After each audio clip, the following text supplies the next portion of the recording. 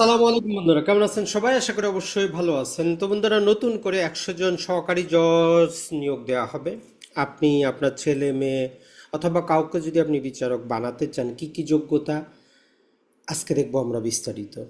তো আমরা সর্বপ্রথমে দেখার চেষ্টা করব যে নতুন যে সার্কুলারটা দেওয়া হয়েছে সেটা, এর পাশাপাশি প্রতিটা সার্কুলারের সাথে একটা নির্দেশিকা দেওয়া থাকে এবং আনুষঙ্গিক বিষয়গুলো আপনারা দেখতেছেন। সাতকাহন সাথে আছি হোস্ট আজিমউদ্দিন।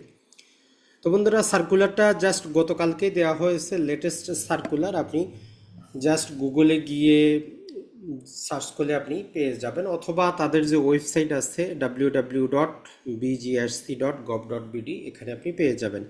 18ই অগাস্ট সার্কুলারটা জারি করা হয়েছে। পদের সংখ্যা হচ্ছে 100টা, তবে একজন দুইজন কম বা বেশি কিন্তু হতে পারে। তো শুরু হচ্ছে আগামী মাসের 1 তারিখ থেকে, 1 সেপ্টেম্বর থেকে 30 সেপ্টেম্বর পর্যন্ত অ্যাপ্লিকেশনগুলো চলবে। আর আপনার বয়সটা নির্ধারিত হবে সর্বোচ্চ 32 বছর পর্যন্ত। তবে এক্ষেত্রে একটা খুশি সংবাদ হচ্ছে, যেই জানুয়ারিটা চলে গেল, ওই জানুয়ারির 1 তারিখ থেকে 2025 পর্যন্ত আপনার 32 বছর হলেই চলবে।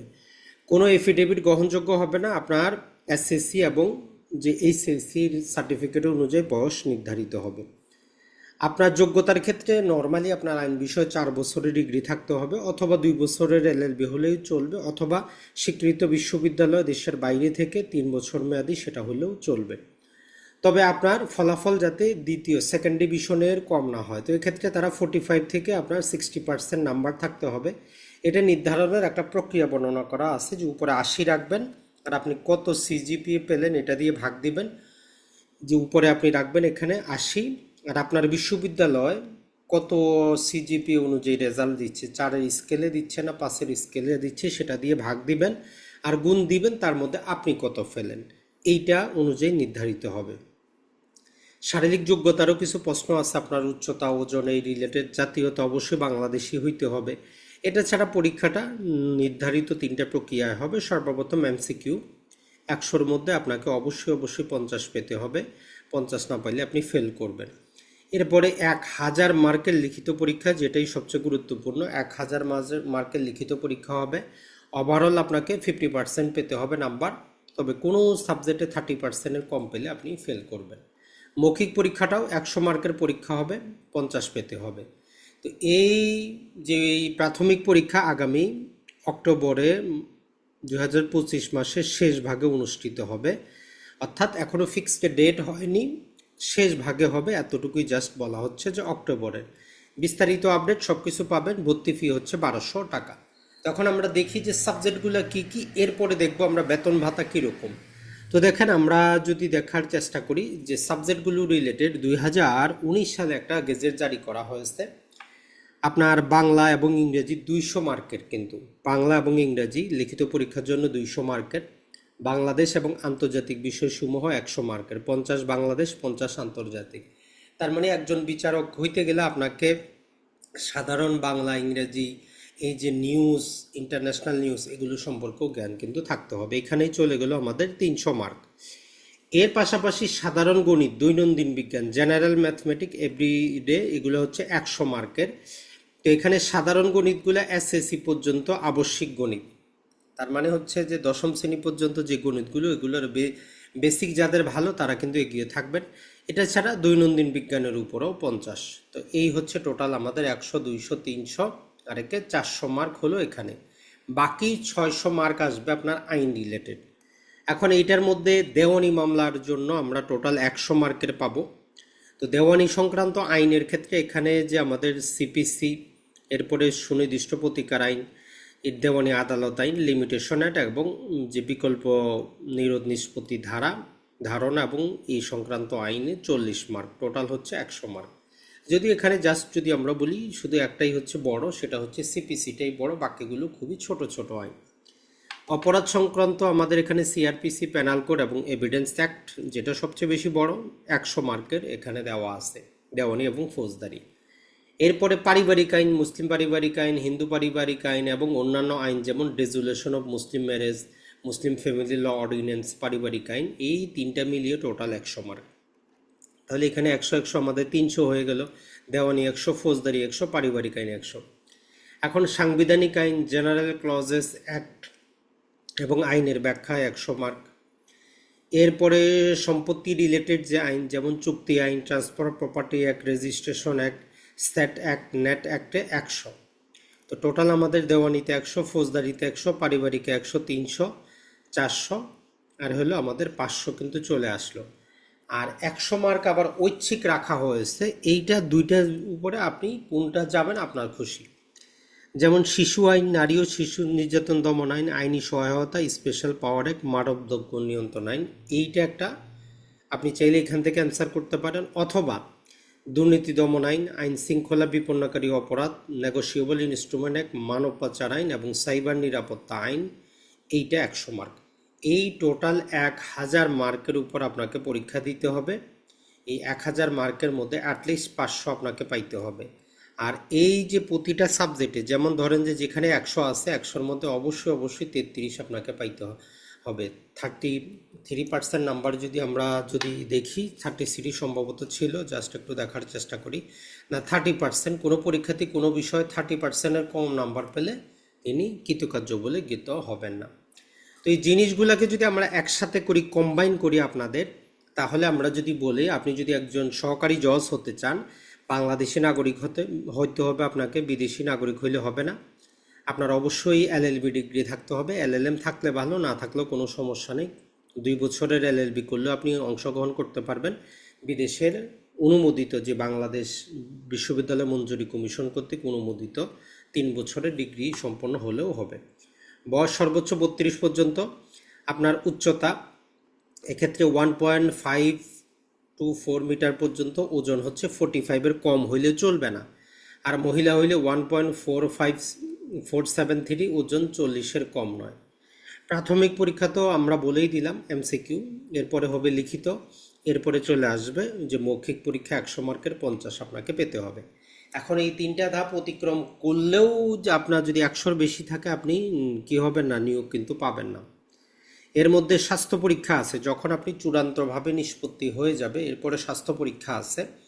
স্বাস্থ্য পরীক্ষা আপনাকে দিতে হবে স্বাস্থ্য অধিদপ্তরের মহাপরিচালক কর্তৃক যে মেডিকেল বোর্ড গঠিত হবে। আপনার বয়স, ওজনের পাশাপাশি আপনার বুকের মাপ, দৃষ্টিভঙ্গি, বাচনভঙ্গি, শ্রবণ শক্তি, বুকের স্টে, মূত্র নমুনা পরীক্ষা করা হয়ে থাকে। বর্তমানে ডোপ টেস্টও বাধ্যতামূলক, আপনি নেশা করেন কিনা।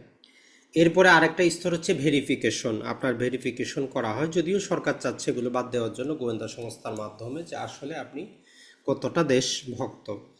এরপরে অফিসিয়ালি আপনাকে গেজেট করানো হবে, অর্থাৎ অফিসিয়াল গেজেটে আপনার নাম আসবে। এরপরে আপনি যেইখানে দেওয়া থাকবে সেইখানে, সেই নির্দিষ্ট আদালতে আপনি একজন সহকারী জজ হিসাবে জয়েন করবেন। এখন প্রাতিষ্ঠানিক সুযোগ সুবিধাটা কি?